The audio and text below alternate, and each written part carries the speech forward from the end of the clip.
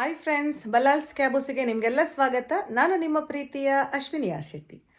ಸೀಮೆ ಬದನೆಯ ಒಂದು ರುಚಿಕರವಾಗಿರುವ ಪಲ್ಯವನ್ನು ಮಾಡುವ ಇವತ್ತು ತುಂಬ ಆರೋಗ್ಯಕರವಾಗಿಯೂ ಸಹ ಇರುವಂತಹ ಒಂದು ಪಲ್ಯ ಇದು.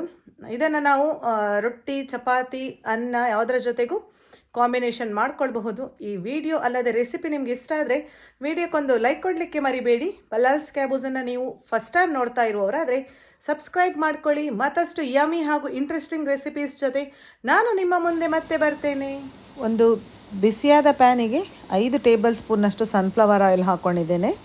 1 ಟೇಬಲ್ ಸ್ಪೂನ್ನಷ್ಟು ಸಾಸಿವೆ ಚಟಪಟ ಅನ್ನುವಾಗ ಉದ್ದಿನಬೇಳೆ 1 ಟೇಬಲ್ ಸ್ಪೂನ್, ಕರಿಬೇವು ಸ್ವಲ್ಪ, 2 ಘಾಟಿ ಮೆಣಸನ್ನು ಹಾಕ್ಕೊಂಡು ಲೈಟಾಗಿ ಮಿಕ್ಸ್ ಮಾಡ್ತಾ ಇದ್ದೇನೆ.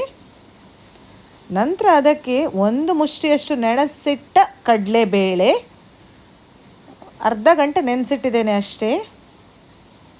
ಅದನ್ನು ಹಾಕ್ಕೊಂಡೆ, ನೀರನ್ನು ಬಸಿದು ಕಡಲೆಬೇಳೆಯನ್ನು ಮಾತ್ರ ಹಾಕ್ಕೊಂಡೆ. 2 ಸೀಮೆ ಬದನೆಯನ್ನು ಸ್ವಲ್ಪ ದೊಡ್ಡದಾಗಿ ಕಟ್ ಮಾಡ್ಕೊಂಡಿದ್ದೇನೆ. ಸೀಮೆ ಬದನೆಯ ಆರೋಗ್ಯವರ್ಧಕ ಗುಣಗಳು ತುಂಬಾ ಇದೆ. ಹಾಗಾಗಿ ದಿನನಿತ್ಯದ ಆಹಾರದಲ್ಲಿ ಅದನ್ನು ನಾವು ಯೂಸ್ ಮಾಡಿಕೊಂಡ್ರೆ ತುಂಬಾ ಹೆಲ್ತ್ ಬೆನಿಫಿಟ್ಸ್ ಇದೆ ಫ್ರೆಂಡ್ಸ್.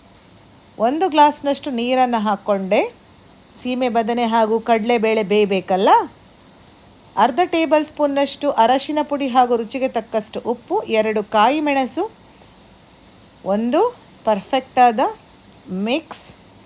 ನಂತರ ನಾವು ಮುಚ್ಚಳವನ್ನು ಮುಚ್ಚಿ ಒಂದು 10 ನಿಮಿಷ ಇದನ್ನು ಮೀಡಿಯಮ್ ಫ್ಲೇಮಲ್ಲಿ ಕುಕ್ ಮಾಡುವ. ಚೆನ್ನಾಗಿ ಬೆಂದಿದೆ. 10 ನಿಮಿಷದ ನಂತರ ಇದಕ್ಕೆ ನಾನು ಅರ್ಧ ಟೇಬಲ್ ಸ್ಪೂನ್ನಷ್ಟು ಅಚ್ಚ ಖಾರದ ಪುಡಿ, ಕಾಶ್ಮೀರಿ ರೆಡ್ ಚಿಲ್ಲಿ ಪೌಡರನ್ನು ತಗೊಂಡಿದ್ದೇನೆ. ಅರ್ಧ ಟೇಬಲ್ ಸ್ಪೂನ್ನಷ್ಟು ಗರಂ ಮಸಾಲ, 5 ಟೇಬಲ್ ಸ್ಪೂನ್ನಷ್ಟು ತೆಂಗಿನ ತುರಿಯನ್ನು ಹಾಕಿ ಚೆನ್ನಾಗಿ ಮಿಕ್ಸ್ ಮಾಡ್ಕೊಳ್ತೇನೆ.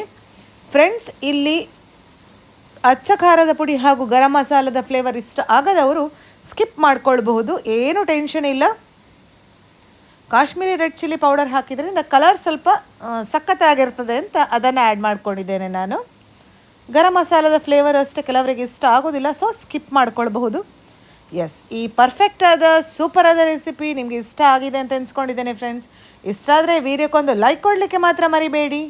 ಟ್ರೈ ಮಾಡಿದ ಮೇಲೆ ಹೇಗಾಯಿತು ಅಂತ ಕಮೆಂಟ್ ಮಾಡಿ ತಿಳಿಸಿ ಪ್ಲೀಸ್. Thanks for watching.